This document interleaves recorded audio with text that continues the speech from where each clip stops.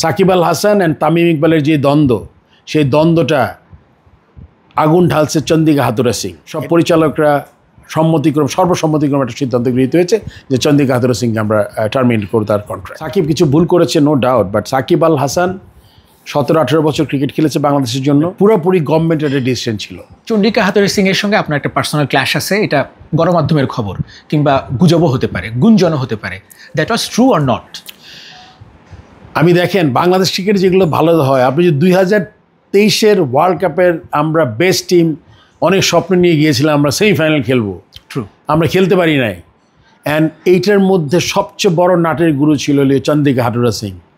Shakib Al Hasan and Tamim ইকবালের যে দ্বন্দ্ব, সেই দ্বন্দ্বটা আগুন ঢালছে চন্দিকা হাথুরুসিং সিং। এটা কিন্তু already minuted, it's a fact. Board president সবাই এটা জানে, সবাই এটা স্টেটমেন্ট দিয়েছে। সো আমার সাথে তার ব্যক্তিগত ক্ল্যাশ 16-17 কাহিনী, এটা আসলে এটা পুরোপুরি মিথ্যা কথা। আমার কাছে মনে হয়েছে চন্দিকা হাথুরুসিং সিং প্রথমবার যখন আমাদের ফেলে চলে গেল, সে কিন্তু শ্রীলঙ্কাতেই গেছে, সে বাংলাদেশে এসেছিল শ্রীলঙ্কার কাজ করার জন্য। শ্রীলঙ্কার থেকে সে স্যাক হয়েছে এবং শ্রীলঙ্কার থেকে স্যাক হয়ে কিন্তু সে আবার বাংলাদেশ, তাকে এখান থেকে আমাদের ফেলে দেওয়ার পরে তাকে আমরা নিয়ে এসেছি, কেন জানি না আমি, এখানে কার কোনো ইন্টারেস্ট ছিল কি না। এবং তারপরে যখন তার চাকরিটা গেল, সে কিন্তু এবার 6 মাস হয়ে কিন্তু বোর্ডের ব্যাপারে কোনো পদক্ষেপ সে নিতে পারেনি। এখনও কিন্তু তাদের কেস, কিন্তু সে শ্রীলঙ্কার সাথে কেস করেছে, তার মানে তার ব্যাপারটা পুরোপুরি ঠিক ছিল, তার মধ্যে সে আরও 3-4 মাস আগে কেস করে দিত।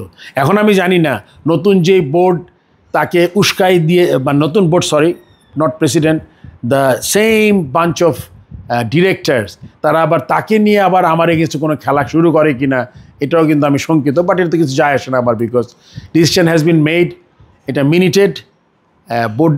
বোর্ড সব পরিচালকরা সর্বসম্মতিক্রমে একটা সিদ্ধান্ত গৃহীত হয়েছে যে চন্দিকা হাথুরুসিং সিংকে আমরা টার্মিনেট করব তার কন্ট্রাক্ট। আপনার সময় সবচেয়ে আলোচনা সাকিব আল হাসান ইস্যু, তিনি আসবেন, তিনি খেলবেন, ফিট আছেন, তিনি আগ্রহ প্রকাশ করলেন।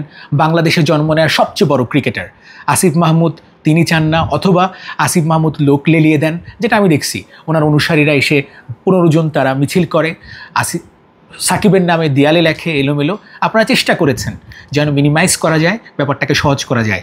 আপনি কি চেয়েছিলেন সাকিব আসুক, খেলুক?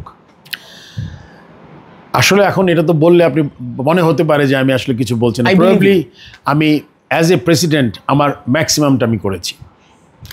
তার পিছনে কারণ ছিল, হ্যাঁ সাকিব কিছু ভুল করেছে, no doubt, but Shakib Al Hasan 17-18 বছর ক্রিকেট খেলেছে বাংলাদেশের জন্য, তার অনেক খারাপ দিক আছে।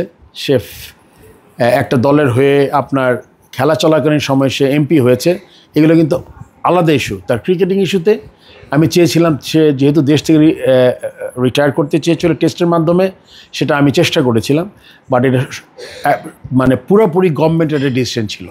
সে গভর্নমেন্ট ডিসিশনে সাকিব একটা টেস্ট আগে কিন্তু আপনি জানেন সে দুবাই পর্যন্ত এসেছিল। তারপরে কিন্তু সিকিউরিটি থ্রেট এখান থেকে জানানো হলো, আমার ক্রিকেট অপারেশনসের চেয়ারম্যান নাজমুল আবেদিন অ্যান্ড ক্রীড়া উপদেষ্টা মহোদয় জানালেন যে সিকিউরিটি থ্রেট আছে, সেটা আসলে ভালো হয়। সাকিব সেই দুবাই থেকে ফিরে গেল। তখন আমি দুবাই একটা মিটিংয়ে ছিলাম আইসিসির।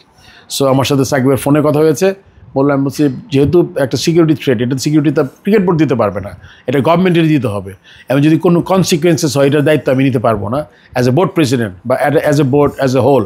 সো এটা গভর্নমেন্ট যে ডিরেকশন দেয় ওই ডিরেকশনই শোনা উচিত। তবে আমি এখনও বিশ্বাস করি সাকিব আল হাসানের যদি টেস্ট থেকে, এখন তো আস্তে আস্তে সময় যাচ্ছে, ও আরও আনফিট হবে, হয়তো বা কতদিন খেলবে আমি জানি না, বাট এই ব্যাপারটা সিলেকশন কমিটির চেষ্টা করবে আর কি।